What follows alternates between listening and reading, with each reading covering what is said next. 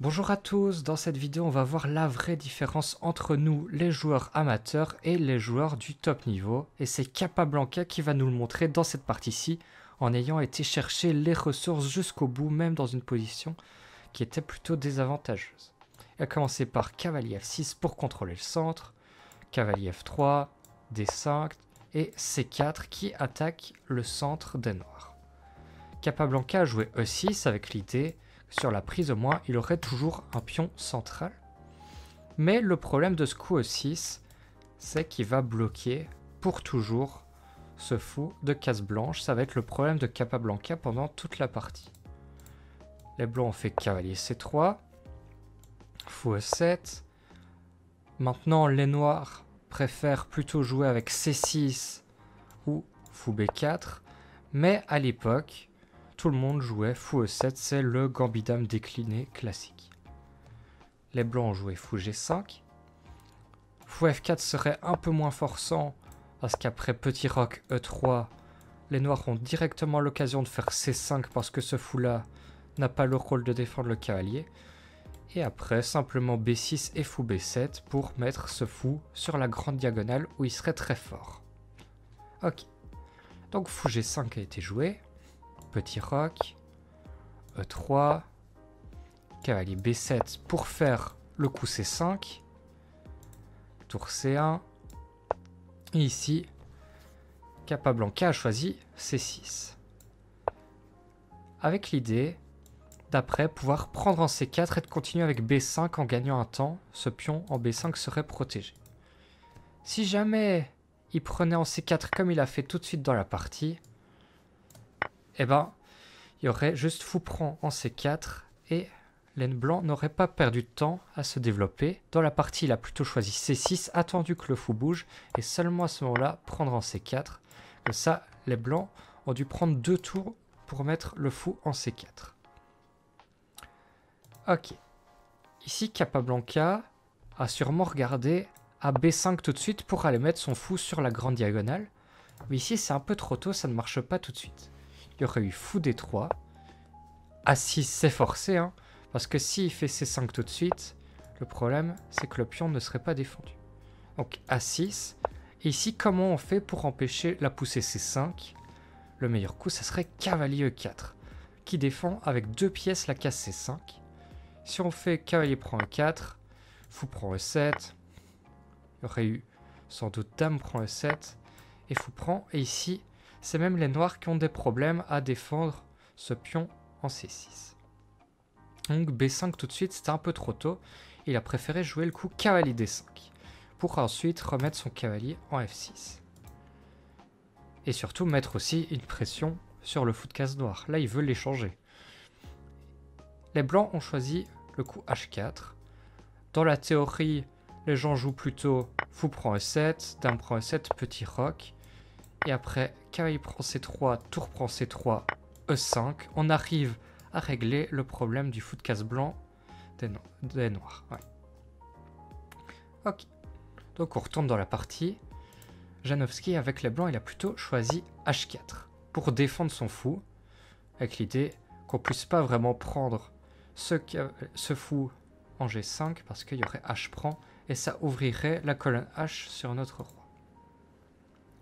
Capablanca, il fait sa première erreur de la partie, il va faire le coup F6.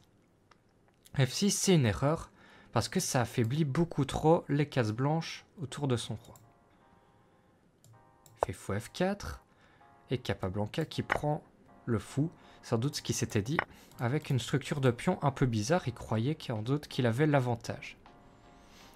Cavalier B6, il continue à améliorer ses pièces. Fou B3, cavalier D5, il met son cavalier sur une meilleure case. Et là, les blancs ont été contraints de jouer G3 pour défendre ces 2 pions ici. Mais de un autre côté, peut-être que les cases des blancs sont faibles, mais les 2 fous des noirs sont aussi très mal placés dans cette position-là. Et ça va peut-être coûter la partie à Capablanca. Ici d'ailleurs, il a dû jouer dame E8 pour essayer au moins d'aller un peu améliorer ses pièces et essayer de jouer pour E5. Si on sait que les noirs veulent jouer pour dame h5, c'est assez facile de trouver le meilleur coup ici. Que d'ailleurs, les blancs n'ont pas trouvé. Le meilleur coup, c'était h5 pour empêcher cette dame de venir s'infiltrer dans le camp des blancs. Et on va voir que cette dame, elle va poser des problèmes aux blancs pendant la partie. Ok. Dans la partie, il a plutôt joué dame d3. Il se met sur une meilleure case et il contrôle beaucoup de terrain. Dame h5. Son idée, c'est d'aller plus tard faire dame f5 et d'échanger les pièces. Comme ça, peut-être qu'il va pouvoir plus facilement faire sa poussée. Fou d1 a été joué, il se met dans le viseur pour attaquer la dame. Et là, fou b4 a été joué. Ok, parce que fou b4, ça aide les blancs plus tard à jouer dame f5. Parce que s'il fait dame f5 tout de suite, il y aurait simplement dame prend f5, prise en f5 et cavalier prend en d5, qui n'y a pas dans l'autre variante. Avec le fou en b4, ça marcherait pas parce que sur dame f5, prise, prise, le cavalier est cloué, il ne peut pas reprendre en d5. Ok, donc ici, son adversaire a préféré roquer. Mais c'est une grosse erreur ici. Pourquoi il a préféré roquer? Sans doute pour mettre son roi à l'abri. Mais après roi f1, il aurait pu jouer roi g2 et toutes ses pièces sont défendues. Après roc, il va y avoir un problème que vous pouvez essayer de trouver. Vous pouvez mettre la vidéo sur pause, essayer de trouver comment Capablanca va défendre cette position de la meilleure façon possible.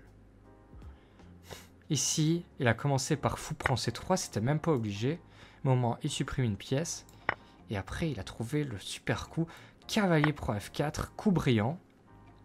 La dame est attaquée. Il est obligé de prendre le cavalier, sinon... Après un coup comme dame d2, cavalier d5, les noirs ont un pion de plus. Ils vont réussir à faire leur e5 pour sortir le fou. Donc il a pris ce cavalier. Mais ce que Capablanca avait vu, c'est qu'ici il avait un échec perpétuel après dame g4. Le roi est obligé d'aller en h1 parce que s'il va en h2, il y aurait dame prend f4. Et on fait une double attaque sur le roi et la tour, par exemple. Roi g1, on prend... Et il n'y a pas vraiment de problème sur ce pion h7 parce qu'on peut revenir avec dame h6 et les noirs auraient juste une tour contre un pion. Ok. Donc il était obligé de faire roi h1, mais Capablanca avait bien sûr vu dame h3. Il est obligé de reculer en g1. S'il fait cavalier h2, la dame n'est plus défendue. Donc il va faire roi g1. Et là, il a juste répété les coups. Il a réussi à sauver cette position avec son fou qui était catastrophique et toutes les pièces des blancs qui étaient actives. N'hésitez pas à me dire votre avis dans les commentaires. À bientôt.